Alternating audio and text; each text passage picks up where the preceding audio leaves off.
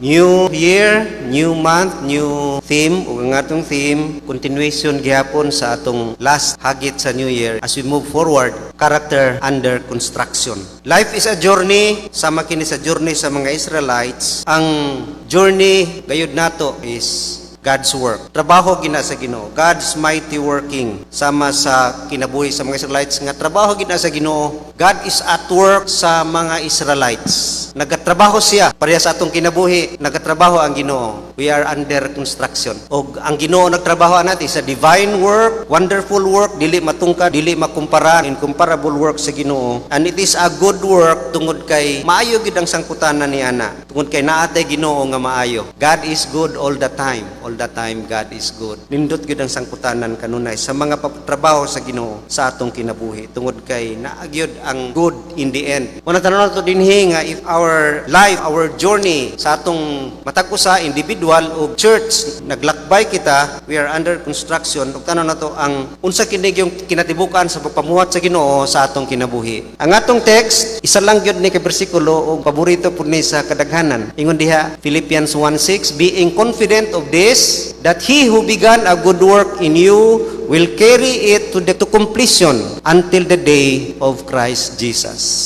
Unang-una tanaw na to diha, he who began, meaning the commencement of his work sa atong kinabuhi. Pagsugod niya pagtrabaho sa atong kinabuhi, asa nagsugod? Diha nagsugod sa iyahang pagtrabaho alang kanato. God works for us. Unsay tawag ani? Salvation. Ang una gid katrabaho sa Ginoo sa atong kinabuhi, ang ato yung kaluwasan. Una, he redeem us. Iya kitang gilukat. Ingon diha sa Ephesians 1:7, in him we have redemption through his blood, the forgiveness of sins in accordance with the riches of God's grace. Gilukat ta niya, giredeem ta, gibiratan na gikan sa impierno, gibayran ang atong sala og kita karon ani ana nakaangkon og kaluwasan, free from the penalty of sin. Di na ka maimpierno, di na ka magantos dito hangtod sa kalayo kay nabayra na, na-redeem na ka, gilukat ka, humana ka gilukat diha sa iyang kamatayon sa cross. Ransom, bayad man ang kamatayon ni Jesus sa cross. Mao nang iyang una gitrabaho. Then he raised us. Ingon diha sa Ephesians 2:4-6, but because of his great love for us, God who is rich in mercy made us alive with Christ even when we were dead in transgressions. It is by grace you have been saved, and God raised us up with Christ and seated us with him in heavenly realms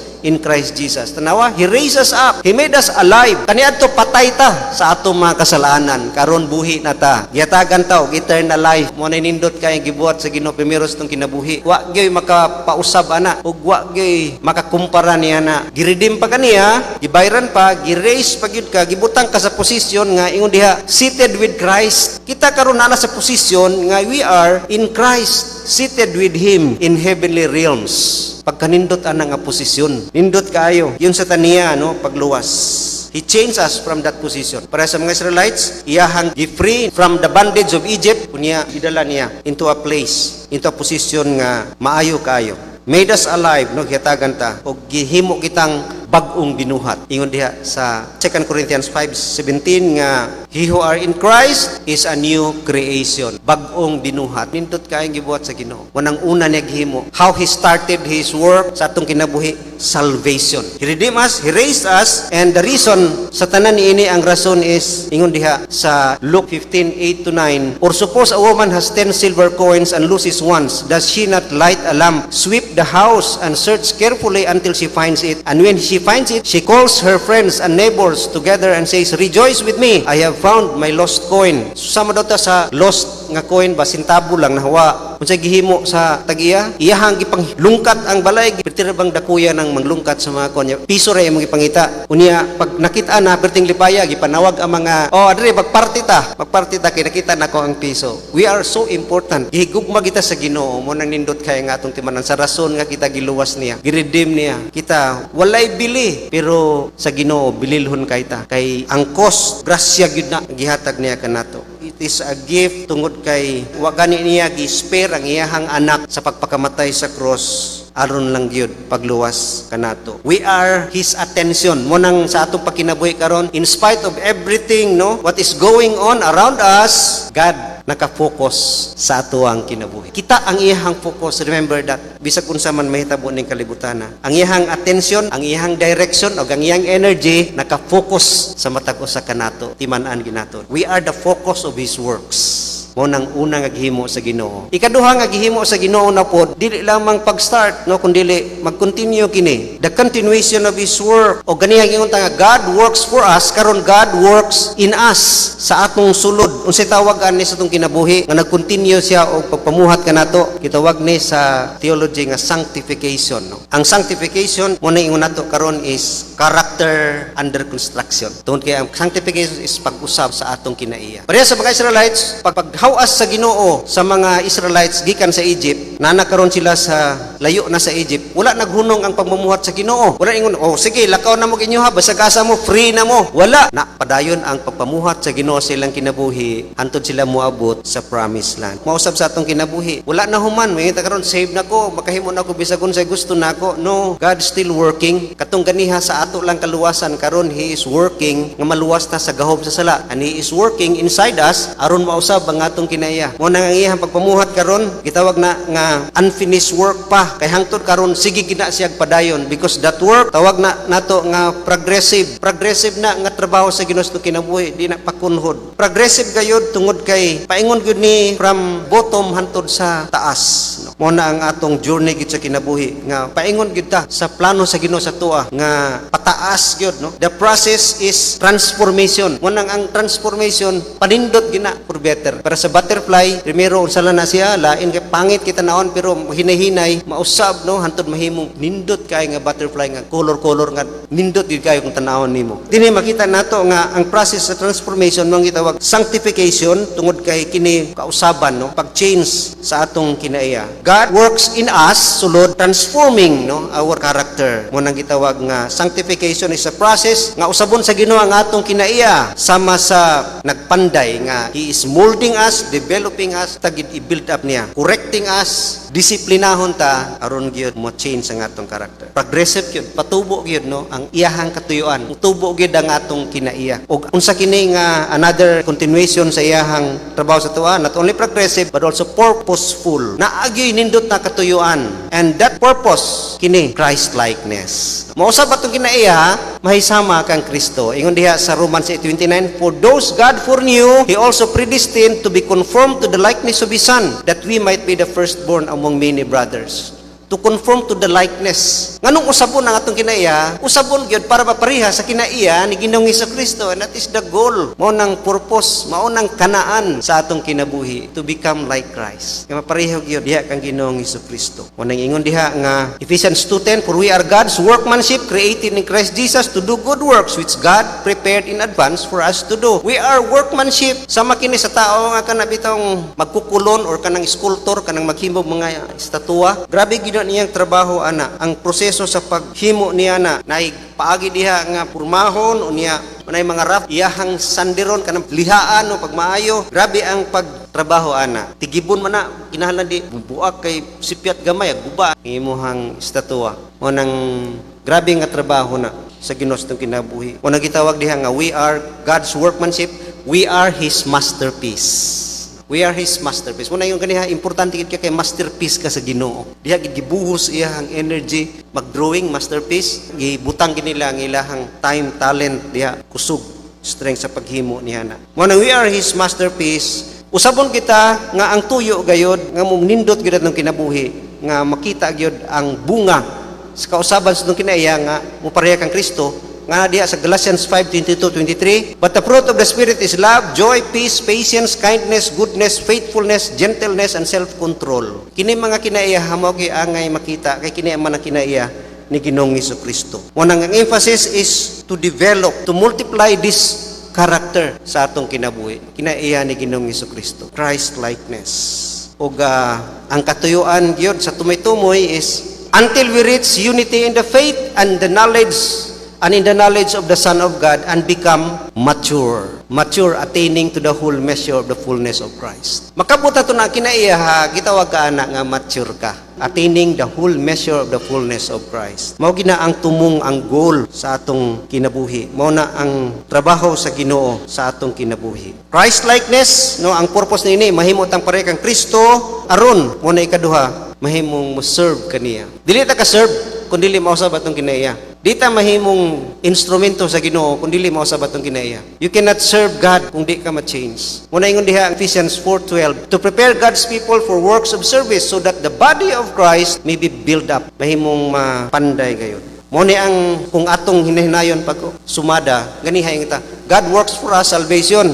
God works in us sanctification. Ihang usabon ang sulod. Karon usabon ang sulod so that He can work through us.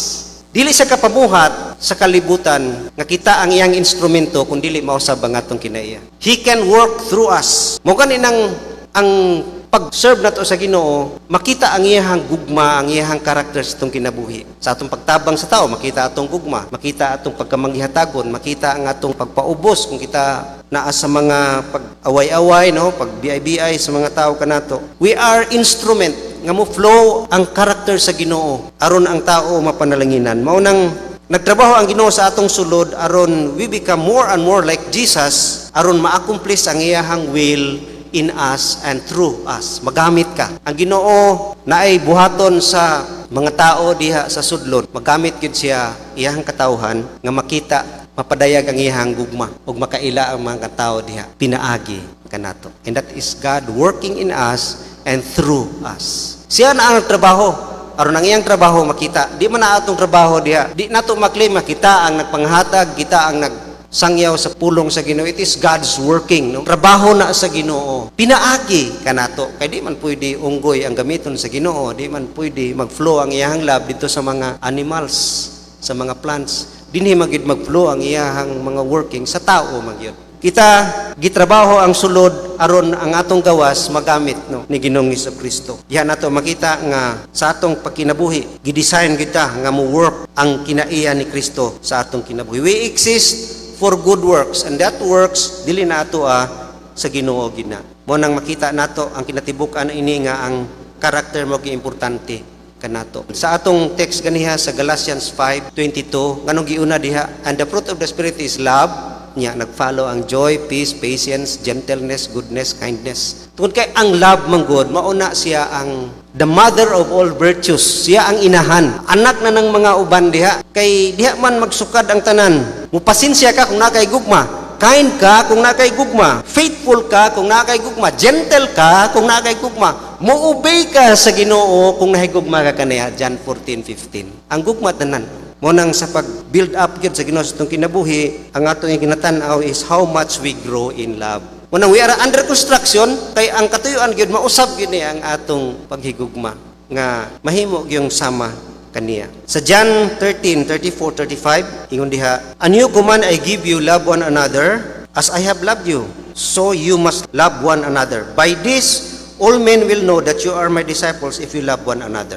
Ang tinuod gyud nga ebidensya sa Christianity is love. Dili kayo makita sa atong mga eksperyensya sa pag-serve sa Ginoo, sa atong mga ministry, dili makita sa kadako sa atong knowledge sa Biblia, dili makita unsa gyud atong position sa simbahan, unsa imong rangko sa simbahan, unsa imong mga testimony, unsa ka milagroso ang imong kinabuhi nga nag-speak in tongues ka. Dili makita diha ang ebidensya sa Christianity. Ingon diha sa John 13:34, it is true love. Pinaagi gyud sa gugma. By this ingon diha, all men will know that you are my disciples. Nga kamo liwat gyud nako, nga kamo gina-train gyud nako, nga kamo ako gyung mga sumusunod kung kamo nahigugma. Munang how much we love is the measure sa atong pagtubo sa atong kinaiya.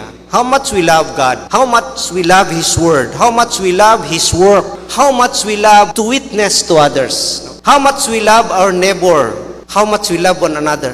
Nag-grow ba atong love ngadto sa mga nangawala? How much we love the lost? Diha ma-measure ang atong kinabuhi nga gi-work out sa Ginoo. Mo nang dako kayo gyud nga pandayon nun. Mo nang si Paul ingon nga pa na ko ni makabot Philippians 3:12. Wala ko ingon nga I have already attained all this. But one thing I do, I press on toward the goal. Kitang tanan under construction pa gyud. Naiuban dako pa kay trabaho ko, naiuban na tunga-tunga. Pero kitang tanan wa pagid mo abot ni ana nga perfection sa love. Nga nindot kay sa atong kinabuhi nga ang love gyud mo oy una ma-develop. Mo nang atong gina-assess sa New Year, Ginoo, natubo ba gid ang akong gugma diha kanimo. Kay kawang man ang tanan bisag nitubo pang imong service, uy daghang kog naalagaran karon. Pero kung dili na pinaagi sa gugma, ingon ang Biblia, no? It is only resounding gong. Kung walay gugma, bisan pag itugyan ni imong kaugalingon nagsakripisyo ka without love, no? Wala ng tanan, kawang ng tanan. Muna nga atog yung isuta sa Ginoo nga under construction, no? Sa atong kinabuhi is ang atong gugma gayud. And last purpose sa Ginoo nganong usabon kita niya is for His glory. Alang gayud sa himaya tanan. Ingon diha, filled with the fruit of righteousness that comes through Jesus Christ to the glory and praise of God. Kanang mga kausaban sa itong kinabuhi, paingon na sa kahimayaan sa Ginoo. For His glory. Mo magina ang tumoy-tumoy sa atong pagkinabuhi ng kalibutan na we exist, kita naa karon for His glory. Muna nga ito yung ultimate goal sa tao is to glorify God and to enjoy with Him forever. Mo magina ang ultimate end. Diha magina nga itong tumong tanan to glorify God. Kaya mag-glorify na to ang Ginoo, nindot kayo. Happy kay ka kung ang Ginoo mag-glorify. Nalipay ka na siya, samot na ikaw nga nagalipay ka niya. Kitang tanan, no? Kita diha nga ang purpose again sa tumoy-tumoy is for God's glory. Ang iyang himaya. Kita giusab ang atong sulod aron mulabas aron siya man ang mahimaya. Pero kung kita ang nausab, nya giangko nato oy maayo ko, ikaw ang nahimaya. Wa man siya nakita.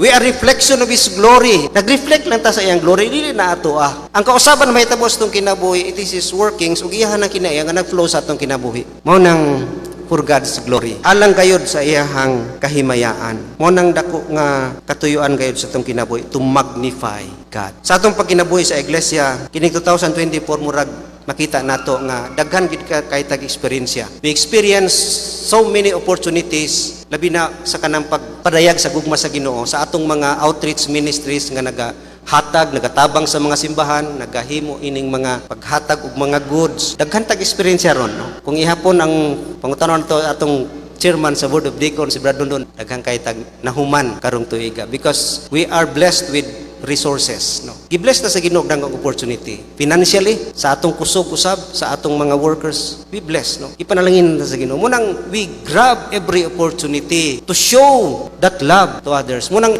concentration gyud central nga katuyuan sa iglesia matag usa is ipadayag gyud ang gugma sa Ginoo. Og daghay mapanalanginan niini. Expressing that love upaingon sa glory niya. It's for His glory and honor. Munang ang central, ang sentro gyud og dako kay natong tagaag focus is kinig yung mapadayag ang gugma sa Ginoo ngadto sa katawhan. We express that love sa church, pinagi sa pag-alagad, and we can also express that love to others. Aron daghan ang mapanalanginan niini. Munang continuation sa trabaho sa Ginoo kanato is to change us. And lastly, the completion, ang paghuman niini nga trabaho sa Ginoo sa atong kinabuhi. Gitawag ni og glorification. Sa mga Israelites, ang Kanaan gyud ang place of glory. Sa ato pong kinabuhi, kanus-an nato maangkon ang completion ingon diha until the day of Christ. Hantod sa iyahang pagbalik o kini glorification. Glorification kanang pag-usab naman sa atong lawas. Ang sanctification pag-usab sa sulod. Ang glorification pag-usab sa atong lawas nga magpuyo na sa kauban sa Ginoo hangtod sa kahangturan. Ma-change na atong body, glorified body na. Di na pandayon kay perfect naman nga body na. Di naman na makasala. Mo na ang kaluwasan, naluwas na imong espiritu, pero wa pa ka na-glorified, wala pa naluwas ang imuhang lawas. Pero ang importante, ang imong kalagluwas na, kay paingon ka sa langit. Munang diha, ang glorification is the final work of God sa iyang pag-transform sa atong mortal body into eternal bodies nga mudwell sa Ginoo forever. Dihang takna perfect na gyud. Dini kalibutan di nato maatin ang perfection. Ingon ni Paul, bisag ako panako na atina. Pero dito niya, diha na nga time during the judgment day of Christ, sa pagbalik ni Jesus, diha mausab tanan, perfect na ta. Kaya wa na magid ang sala. Muna nindot kaayos itong kinabuhi ang paglaom nga ang Ginoo mo start, ang iyahang end is gusto gyud niya humanon. Humanon gyud. Wa pa gyud na human ang trabaho sa Ginoo sa kinabuhi. Og i-complete gyud na niya. Og maangkon ginato ang tinuod nga katagbawan og kalipay diha gyud sa iyahang final nga trabaho sa atong kinabuhi, and that is glorification. Una nga atong kikinahanglan lang unsa ingon diha, una confidence. Ingon diha being confident, have faith. Klaro kaayo ang atong kadaugan. Certain naman gyud tungod kay our confidence wala man sa atong trabaho, wala man sa ato ang posisyon, wala man sa atong eksperyensya, wala man sa mga circumstances ang atong confidence. Naara man gyud kang Ginoong Hesukristo. Diha ra man gyud kaniya. Kay diha ra man gyud kaniya ang katumanan sa tanan. Munang sa atong pagkinabuhi, usahay ang atong kadaugan dito nato mag-rest sa mga butang or mga circumstances, no, dili. Ang Ginoo gyud, no, diha ta sa iyaha. Certain ta tungod kay sure kita kay kahibalo ta nga we have inexhaustible resources. Naay resources sa Ginoo, piting daghana, piting dakuha, di ta mahadlok niya na. Naa sa iya ang keeping power og enabling power sa atong kinabuhi. His faithfulness is unfailing. Mo na nindot kayo, dili siya ma-fail. Unang sa iyahang pagpamuhat 100% gina, di man siya mapakyas. Pero ang tao magpamuhat, mapakyas. Mo na nga Ginoo ra gyud atong kasaligan. Kung ang garantiya ginato ang iyang unfailing love, no, unfailing love tungod kay ang Ginoo nag-antos, dako kayo ang giantos diya sa cross, iyang suffering unspeakable, alang lang gyud makomplete atong salvation. Mo nang angay nato na siyang saligan ni ana. Salig gyud ta kaniya. Si Abraham confident siya sa promise sa iyaha nga anak. Confident si Abraham mo nang nahitabo gyud. Confident si Joseph sa iyahang dream. Confident si Gideon nga mudaog gayud against the Amalekites. Confident si David nga mudaog gyud against Goliath. Murag ginay kinahanglan nato. Ang nindot kaayos tong kinabuhi nga we need to come to the point where ang atong confidence sa work sa Ginoo tong kinabuhi naragyod sa Ginoo. Diha ragyod sa iyaha ang atong confidence. Bisag unsa may mga kalisod sa unahan, kabalak-an nato sa unahan, confident man ta sa Ginoo nga siya magyud perfection, no. Siya gyud kadaugan, kaayuhan sa tong kinabuhi. Wanang we need that confidence. Also, we need this cooperation. Ingon diha Matthew 13:8, still other seed fell on the good soil where it produced crop 100, 60, 30 times what was sown. Sa atong pagkinabuhi, sa atong pag-build up sa atong character, nagadepende sa atong response. Munang naingon diha na ay 100 o na ay 60, na ay 30. Ang prutas nga mogawas sa atong kinabuhi nagadepende gyud sa atong pag-cooperate sa iyahang pag-work sa atong kinabuhi pag-usab. Kung mutugyan lang ta, Lord, usab ako, no, medya-medya, no, 60, 30 ang atong maani diha. Munang ang Ginoo naghatag kanato og responsibilidad, no. It is our responsibility. Gihatag na gid niya tanan. God has done everything on His side. Grabe na ang iyang gibuhat. He started, then He redeemed us, He raised us. Kunya naapagyod, no, gi-provide niya tanan ang mga pagkinahanglan sa pag-usab sa atong kinabuhi, sa pag-change, no. When we are under construction, kita mo cooperate sa iyahang mighty workings. Allowing God to work. Allowing God to work, yes, it is painful. Mag-work gani ang Ginoo sa atong kinabuhi, sakit gyud na. Mag-work gani ang Ginoo sa atong kinabuhi, nakinahanglan gyud na kalisod. Dili ta ganahan, dili ta muuyon, dili ta gusto sa iyahang mga pagtrabaho. Mao gina ang pamaagi sa Ginoo. Para sa mga Israelites, it entails giving up rights. Ang ilang circumstances, grabe kay nahitabo sila, ha. Problema din walay tubig, walay food, naay mga kaaway, natural gina. Ingana gina ang pagtrabaho sa Ginoo. It is painful, but in the end, it is rewarding and fulfilling. In the end, kanaan, rewarding and fulfilling. O nang sa atong pagkinabuhi, be open, no? Be open to God's work. Continue to live a life nga nagagrow gayud. Kanang madasigon kita nga di ta pareha sa mga Israelites uban nga daghan sa mga Israelites wala ka tiwa sa kanaan, na stagnan. May uban gusto mo balik sa Egypt, gusto mo balik sa daang kinabuhi. Ang uban mo pilit lang, tama na niya akong kinaiya, inako ganahan mo uswag. Mo nang daghay na fail to reach Kanaan nga wa nila maangkon ng tinod nga fulfillment og reward sa Kanaan. Mapunas nung kinabuhi, don't allow, ayaw tuguti no nga mahimo ta nga dili mausab, maurag yapon 10 years from now nga we still look the same o mausab ang atong kinabuhi. Embrace the journey with joy, kay kalipay gid kaayo nga ma-enjoy nato ang promise sa Ginoo nga what He started iyag yung humanon, og we have the end in view, kalipay gyud nga way katapusan, no. Put out fears but live by faith. Be excited. Kanang ingon nato kaniya, we have so many opportunities. Daghan tag oportunidad gayon. Kung kita watchful lang, daghan kay nga oportunidad nga ang Ginoo nagkatrabaho, nga kana nga opportunities ang Ginoo oportunidad na gihatag sa imuha para ka mausab ang imong kinaiya. Daghan kaayo sa atong kinabuhi kita careful lang. Unang grab ginato nga opportunities tungod kay dako kay nagkahimuon sa atong kinabuhi. Kinahanglan excited ta diha. Kung excited man ta sa mga butang ning kalibutan na, mas excited ta sa mga butang nga muusab sa atong kinaiya. Maninindot kaayo nga New Year's resolution nato ining tuiga as we move forward gyud sa pag-build up no sa Ginoo sa ato ang kinaiya. Continue to be built up sa atong mga kinaiya aron kita mahimong effective sa iyang pagpangalagad, and that is for His glory and honor. Let us pray.